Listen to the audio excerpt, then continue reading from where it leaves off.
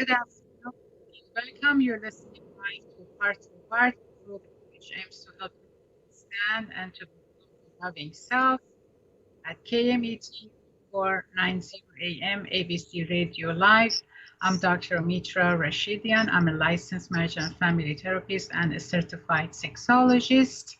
And I'm here offering you a program on human sexuality, sexual health care with my colleague, business partner, and best friend, Dr. Robert Jaffe.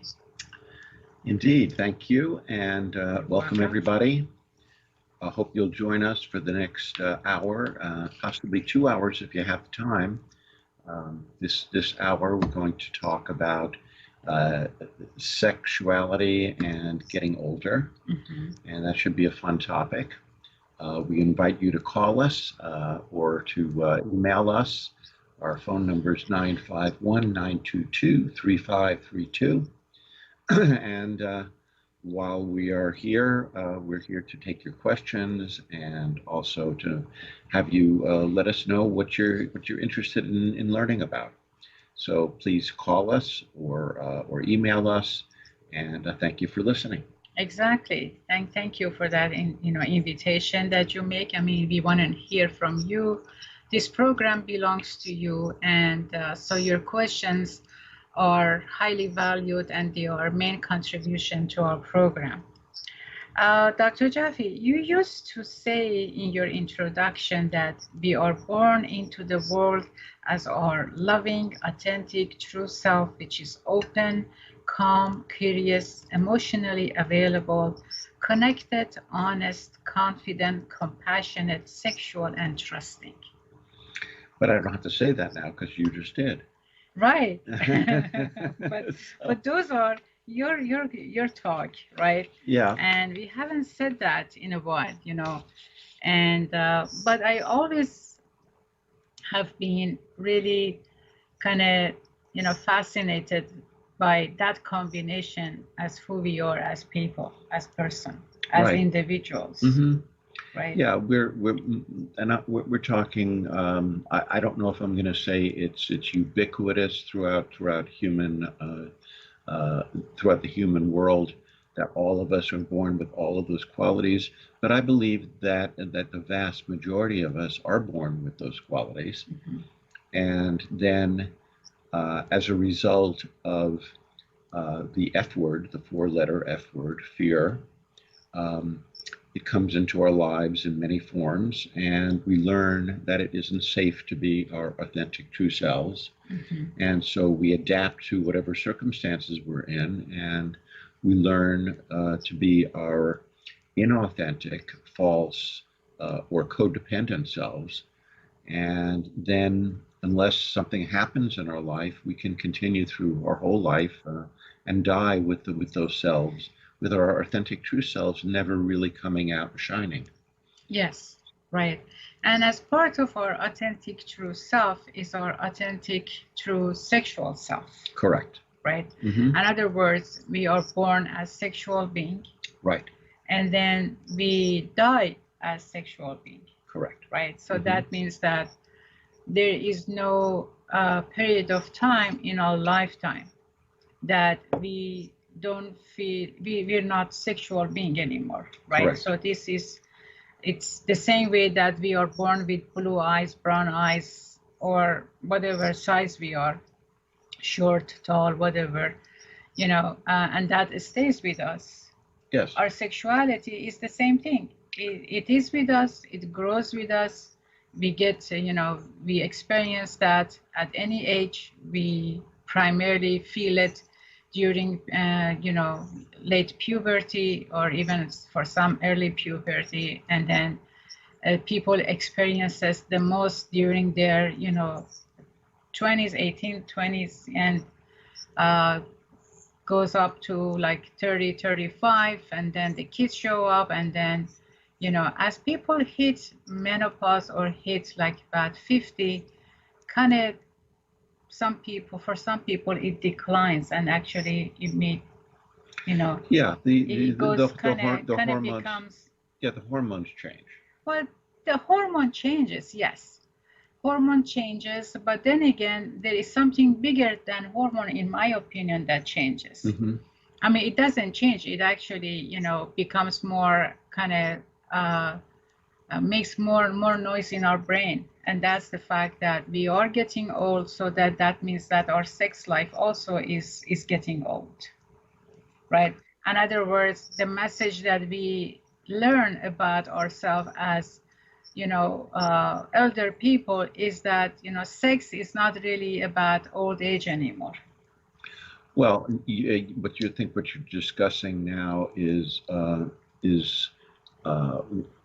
are the messages about what we are supposed to feel, you know, and The some people, messages and the concept, you know, the beliefs that we develop around those messages about ourselves, correct, right? yeah. Um, and I want to say that each individual is born sexual. We've learned through science that that little boys can actually have erections in the womb. Mm-hmm. Little girls, we've learned, have been measured to have lubrication as early as a couple of days old. Mm-hmm. And so even young children are sexual. Yeah. It's latent. It isn't expressed because the hormones haven't come to fruition. But everyone is born sexual. Now people say, okay, well, what about people who are asexual, who they don't have any sexuality or any sexual drive? And first of all, those people are in a very, very tiny minority. And secondly, we're not sure about what that's about. Is it because they have learned that it's dangerous to feel sexual, or maybe maybe their hormone levels are very, very low in terms of estrogen or androgen or testosterone, and maybe it's a combination of those things. But we're talking right now about the vast majority of people who have some sex drive. Everybody has a different level of sex drive. Everybody, and certainly people are attracted to either they're either homosexual or they're heterosexual or they're both, and that is something that we are born with. But as far as aging goes, I think you're talking about what people believe that leads then to their interest in being sexual. Exactly. So, you know, I've been hearing from people that, you know, so and so, that the couple that they name, you know, they are in their 70s and they say they have amazing sex. And then I have couples that they are in late 30s and, you know, mid 40s, and they say, oh, our sex life is dead. Mm-hmm. You know. Mm-hmm. So there is, I think, a psychological component here that determines among certain group of people that, you know, how they look at life and how they look at themselves and how they have developed a perception and a belief around, you know, sexuality and what contributes to their sexuality, that can actually give them an amazing sex or a very, very dull, boring sex. Or no sex. Or no sex. Right. Right. Mm-hmm. So I guess, you know, the question becomes, you know, what makes some older couples to have amazing sex and some don't. Correct. Right. Yeah. Yeah. I mean, and again, there's so many factors, you know, but the major factor I think that you're talking about is belief. It's belief. Right. I think so. Yeah. I remember, and I think I have said this before here in the show, that I used to be, you know, working in a cosmetic surgery, and I had this couple that the male partner was about 90 years old, and the female partner was like about 85. Mm-hmm. And her name was Margie, right? Margie or Margaret? I think Margie. Mm-hmm. So she came in to have a facelift. Mm-hmm. And I remember I asked her, why did you wait this long to have a facelift? Mm-hmm. And by the way, after her surgery, she looked absolutely gorgeous. I mean, I said, oh my God, look at, she honestly, she looked like she was 55 or so, right? And we asked her, why did you wait, so long, and why now, right? She said, before she didn't have this partner, and she doesn't want to look old next to him. Mm-hmm. Yeah. And the way they were talking, the way they were walking, holding hands, looking at each other, it was the whole world belonged to them, and they were so sexual. I remember that energy still after. It's been how many years? Like 85 or 86? You mean 1986? 1985, 86. I still remember that energy that these two people had with each other. And I said, wow, I don't know if I'm going to make it to that age, but if I do, that's what I want for myself, right? Yeah. So, and I have seen some other couples like that. Like I just had a client that he lost, his wife, and he was devastated. And he said that they were known to be the lovebirds of the family, and how much they adored each other. And he talks about their sex life, and and I was so fascinated by how he was able to describe some of their experiences. And he would say, who is he going to have that experience with again? There's no way for him to find somebody, and the history that they had, the relationship that they had, and it was incredible. So I was really, thinking. Oh, I was waiting for the punchline. The punchline? Yeah, who was he going to have that with again? And then you said, but he found somebody. No, he didn't find somebody. No, he said that he doesn't think that he can find somebody. I mean, he's like 80, 88 or so, right? Yeah. Again, we're talking about beliefs, right? Right. Because so it's beliefs, if you don't think you're going to find somebody, then you don't keep yourself open. Exactly. And then if you're not open, then you don't find somebody, and you have what they call a self-fulfilling prophecy. Right. So he was saying he's not going to keep himself open because he was always in love with his wife. And he doesn't know if he can be in love that way with anybody else. And I can relate to that. I can understand that, right? So when you're in love, right, or love somebody that deep, how can you be open to somebody else? But that's not our subject here.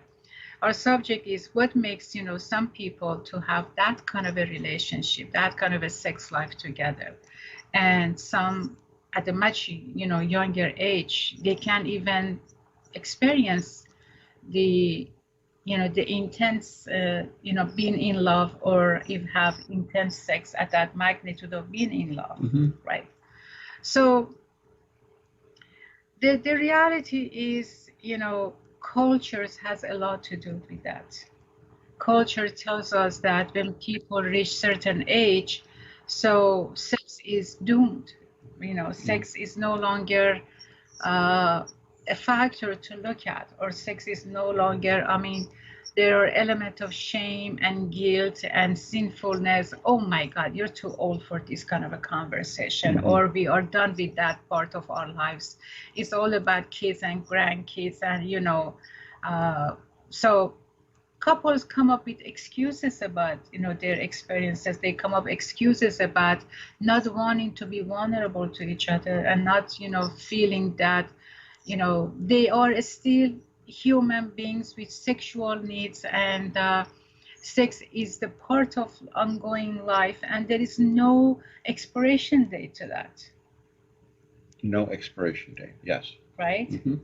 But people, as soon as, in particular women, when they reach their menopause, the first fear that they have from menopause, of reaching menopause, is that, okay, my sex life is done, my vagina is going through dryness, and therefore, I could never have the sexual pleasure that I had, or I can never offer pleasure to my partner. I think that that's one side of the coin. Right. And then I think the flip side of the coin is that there are many women who feel very liberated. Yeah. Once they go through menopause.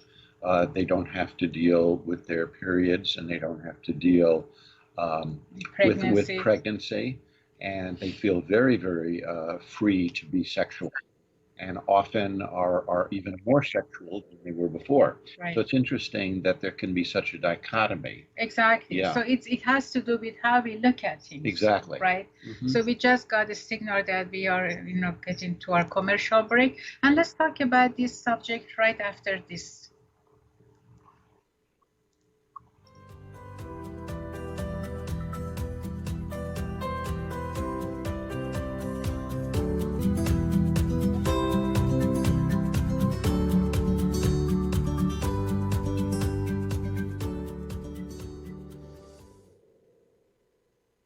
Welcome back from our commercial break. This is Heart-to-Heart program at KMET 1490 AM, ABC News Radio Live.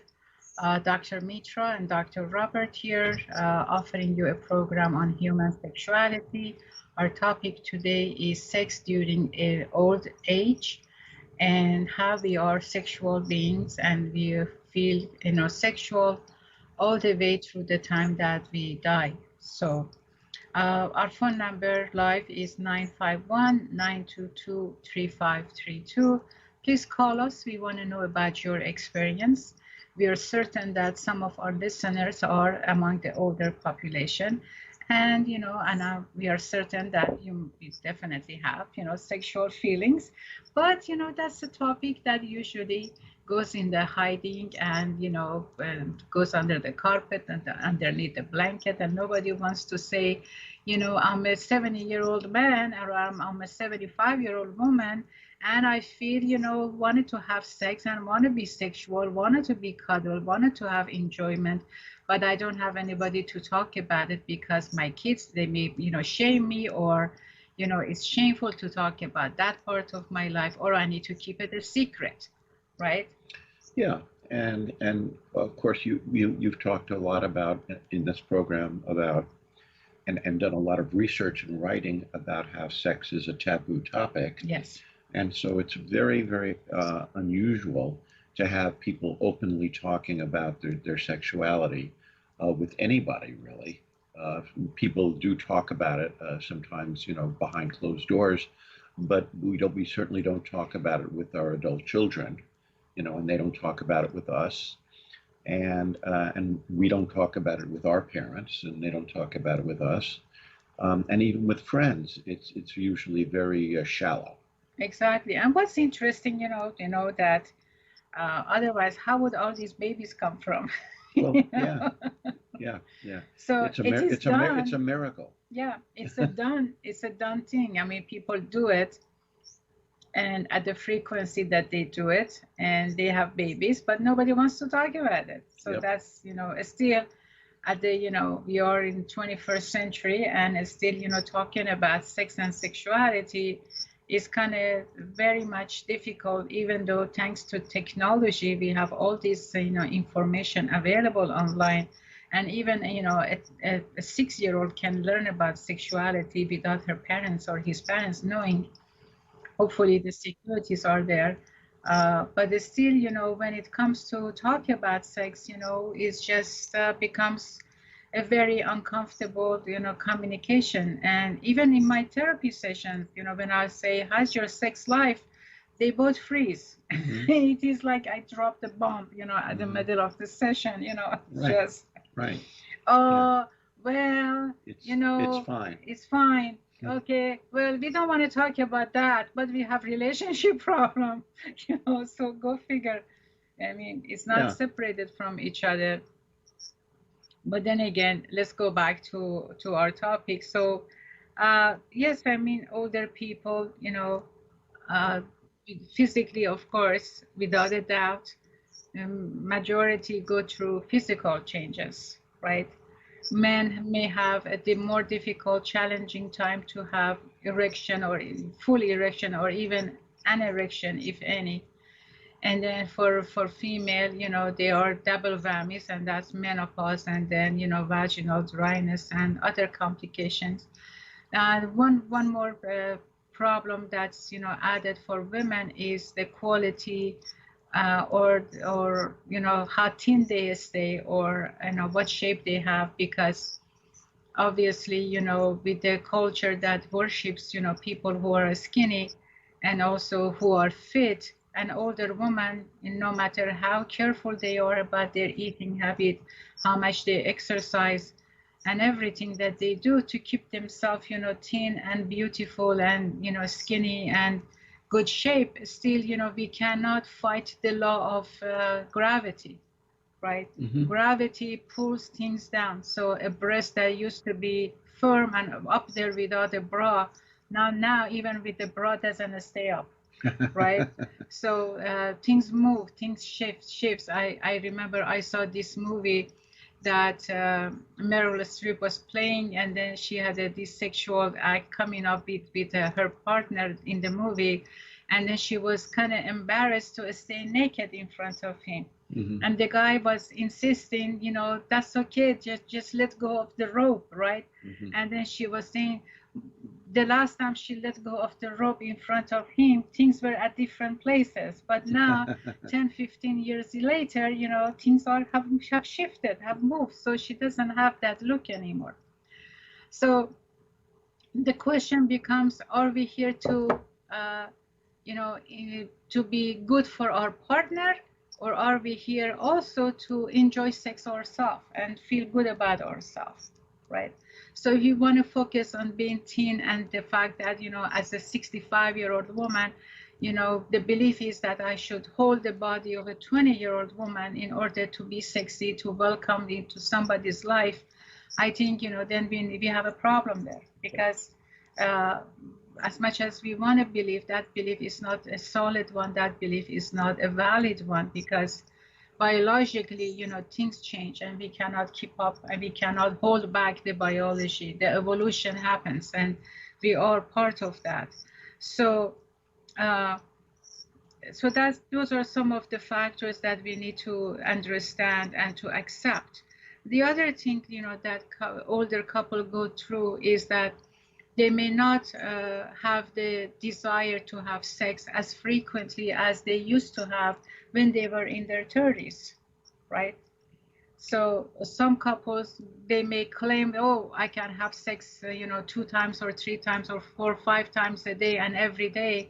Well, good for them if that happens. We're not going to argue with that. We're not going to say that, that can't happen. But we are looking at the majority of people. Majority of people, when they are above 60, 65, they may not be as active sexually as they were when they were in their 40s, their 50s, and their 30s. So they may have sex, less often than more often, or even the same, right? Correct. And at the same time, I mean, you were talking about changes. Yeah, everything changes. That's part of life. Everything does change. And all change really, if you think about it, all change involves both a loss and a gain. Mm-hmm. So, yes, you may lose the firmness of the body, but what you gain is an appreciation of yourself, of your partner in a deeper way, and then you can also gain the connection can be stronger and more loving as you rely less on the physicality of it. So you can gain a lot through aging and through having sex as you get older, if you and your partner are on the same page.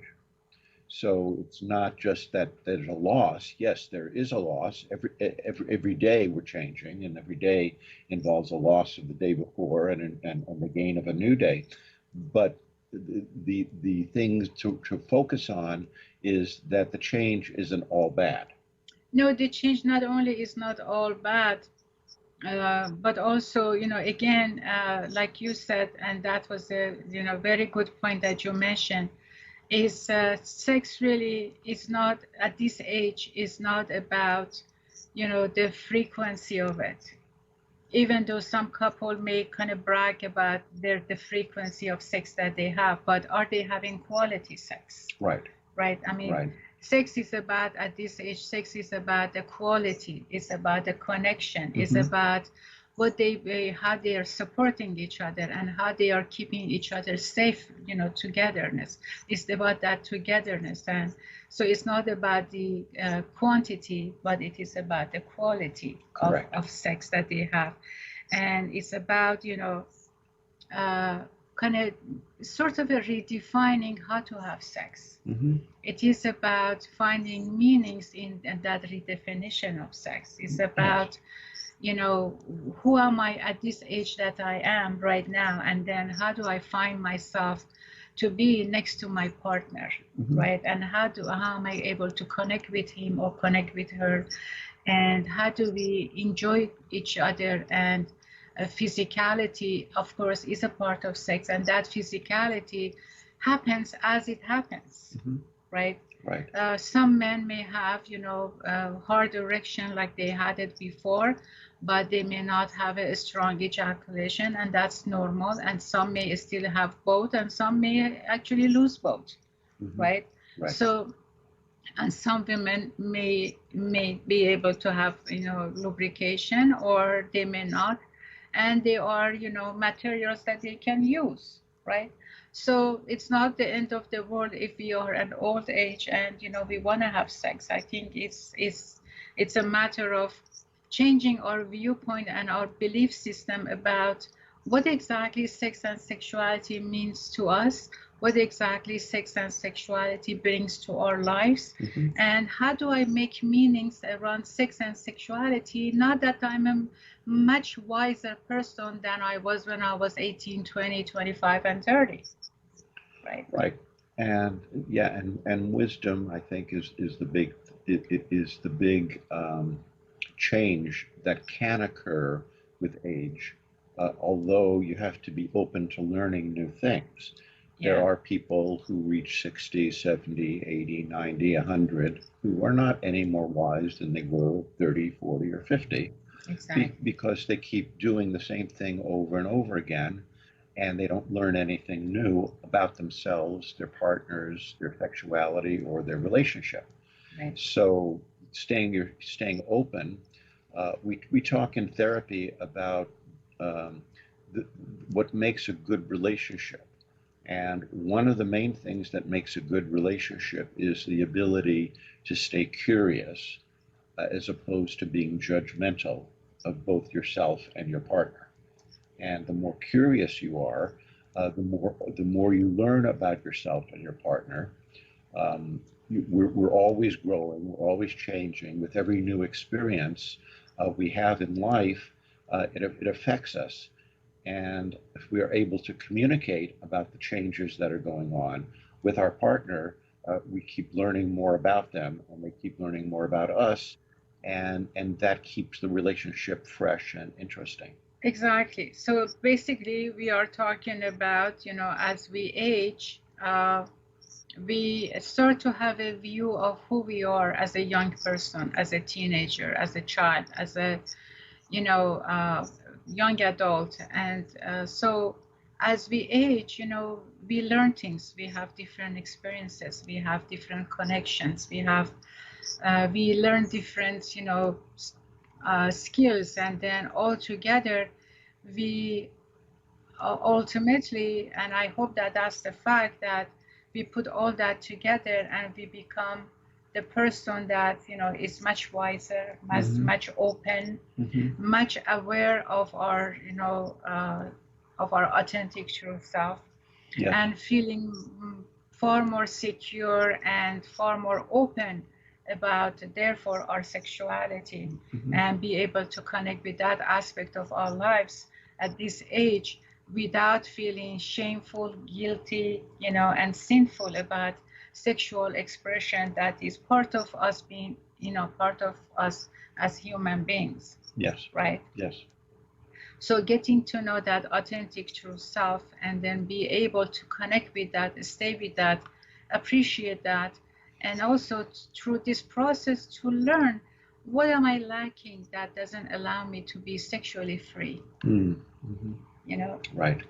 I think that's a very good, question to ask ourselves about, what is it that holds me back? Because when we are like 60 and up, we pretty much are, our own person by this Mm-hmm. age. Mm-hmm. One of my patients asked me today, what is the purpose of therapy? What is it really all about? And I said, the purpose of therapy is to help people lead happier and more fulfilling lives. I said, that's the overall goal.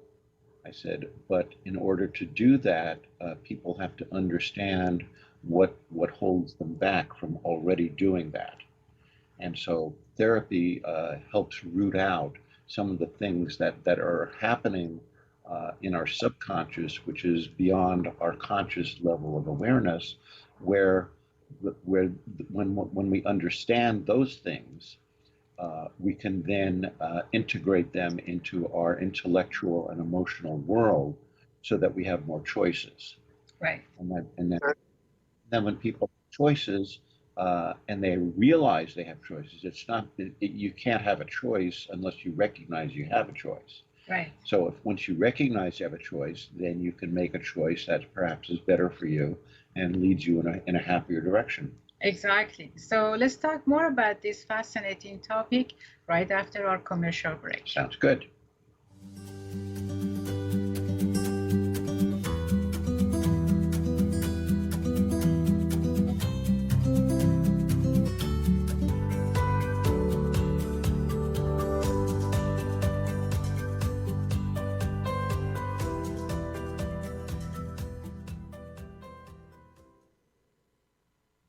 Welcome back from our commercial break. Dr. Mitra and Dr. Robert here at Heart-to-Heart program at KMET 1490 AM, ABC News Radio Live.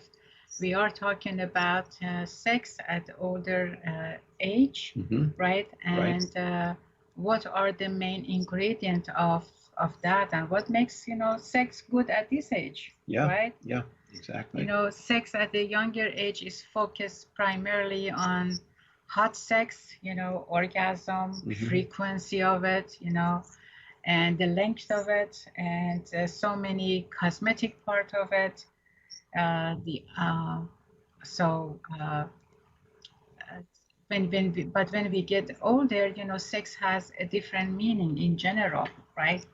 So a good sex during, old age is not about the ability of how to have sex, right? Even though that's important, right? The ability to have sex is important, but it becomes more about what makes sex actually a memorable experience between two people, right? Right.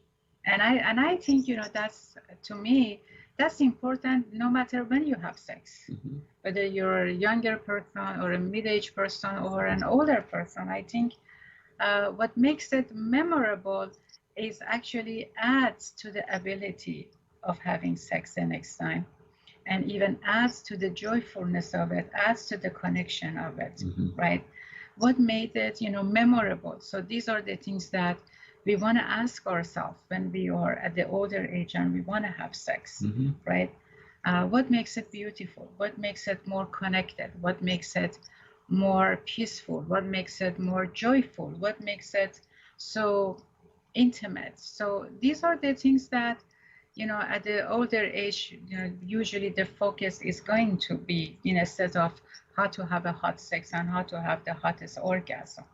I think when we look at the qualities versus the quantity and we focus on what makes it memorable versus the ability to have sex, we are actually going to end up to have the most intimate, romantic, and the hottest orgasm anyway. That naturally given to it, right? What's your thought? You're looking at me as though you're listening to a stranger talking. No, I'm just listening. I don't see. I think even saying that we're going to end up having the hottest orgasm. Yeah, it makes it goal oriented. It's still too. Yeah, that. Yeah. Yeah. I think it's that because we don't know how.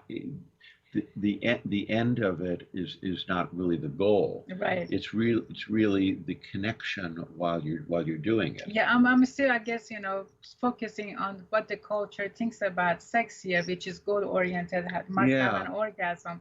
But Yeah. I myself, am in 100% agreement with you that Hmm. I don't think sex, only ends with an orgasm. I think sex, sexuality, intimacy, romantic relationship are an ongoing process.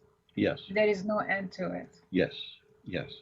And I think, uh, generally speaking, women have had more problems in having orgasms, for a number of reasons. We're not going to talk about that at the moment, but but then as people age, men also may have more difficulty having orgasms. And I think when we focus on the orgasm as the critical factor as to whether the sex was good or not, I think that people start to measure their sexual experience by whether they have an orgasm, and if they do, how powerful the orgasm was. Exactly. So there's always something more to look for. Yes. As part of that. Yeah. Rather than sex being the act of connecting and making love with your partner, which can end in an orgasm or doesn't necessarily have to end in an orgasm, but as long as each person feels that they are um, that they are uh, uh, giving and receiving pleasure and joy to themselves and to each other, and they feel like the connection is authentic and real and special. I think the sex is very, very good. Exactly. And it depends on, again, how we define good sex. So each person is looking at good sex differently. But when we look at the culture, we see that people do get caught up in, I'm not good enough unless I look like so and so actor or actress. I'm not good enough as long as, but I'm good enough only if I have, if I'm rich enough, or if I have this set up for sex, or I'm in a certain situation to offer a better sex so that I can get a better sex. Right. Mm-hmm. So it's about external factor rather than how we internally looking at ourselves. Yes. Right. And what we are missing here, for the most part, when it comes to healthy sex, I should say, rather than, what is good sex. Mm-hmm. Right. I like to term it, what is healthy sex. Mm-hmm. And healthy sex is the one that gives me pleasure, connects me to my partner in a safe way, and it helps me with my mental health. Mm-hmm. Right. It's physical health, it's mental health, it's the connection, it's the communication, it's the relationship factor. Correct. Right. Correct. So there is far more depth in having a healthy sex than what we see it in commercials and what we hear about it. Some people may brag, like I said, about how they're having sex and how often they're having sex and what kind of a hot orgasm they get. But we really don't know the accuracy of that. When we look at the statistic, and when we look at the response of the participants in many research, we realize that on average people of old age, they're not going to have probably the type of orgasm that a 25-year-old has. Mm-hmm. Right. But it doesn't mean that they don't have healthy sex. Correct. Right. So yeah. Again, I think it's more when we're younger, it's not that it's not pleasure focused when we're older, but when we're younger, I think it is mostly pleasure focused and mostly narcissistic. It's mostly just about me, and both for the men and the women. I think as we get older, and especially if we have a partner that we've connected and grown with, then it becomes more relational. And I think for men especially, it's not as relational automatically as it is for women. So, but I think men, when they discover that it's more relational, can really enjoy it in a different way. Exactly. So that was my next point, that you know started giving this introduction about it. When it comes to sex at the older age, and if you know this is the time that we need to actually kind of step back a little bit if we are not happy with our sex life, and look at what's going on in my relationship, Right. right? Be really mindful about it. Be mindful about communication. Be mindful about what hasn't worked. Be mindful about where am I in life, how happy I am myself about my life as I am right now. Because we can easily project that unhappiness part of us into our relationship, right? And blame our partner that okay, well, now you're old and you can't even have sex with me, so the relationship is become even more tarnished, with all Right. the negativities that they are there. So being mindful is really essential here, and Yes. examine it. And being mindful really is not an easy task. Not so many people are able to stay in the present time, right? So that's a skill that needs to be worked on. That's a skill that needs to be understood, practiced, so that one can actually understand himself or herself in the moment, and be able to look at the relationship that they have, and identify things that they need to be improved. So as part of old age sexual relationship, we need to identify what is working and what is not working, and actually work through that. Right. Yes. And many things in couples life, because of their being busy, kids, and all the other responsibilities from A to Z list that they have, right?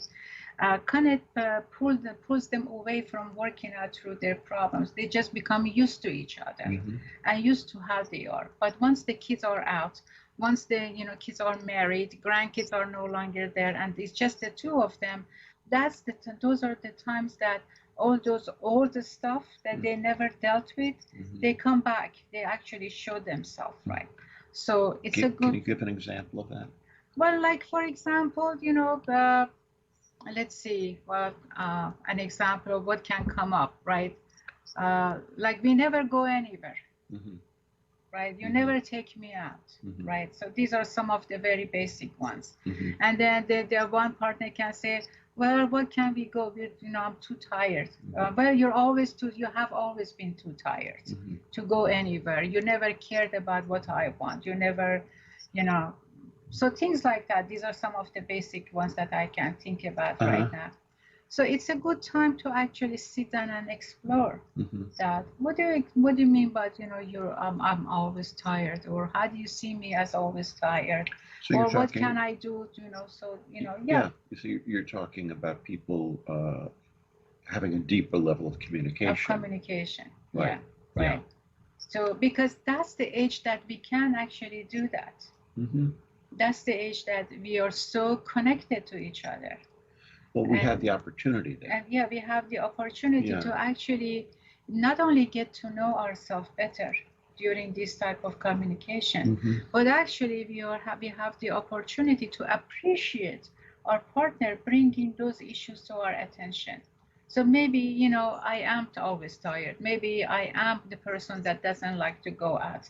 Maybe as a result, I expect my partner to do the same thing, right? And I'm not aware of it. Right? But now I don't know that I have been hurting myself and I have been hurting my partner. So as a wise person that we are at the old age, we want to have an understanding of these points, and to kind of go through them and understand what makes me always feel tired. Maybe it's a physical condition. Maybe it's a habit.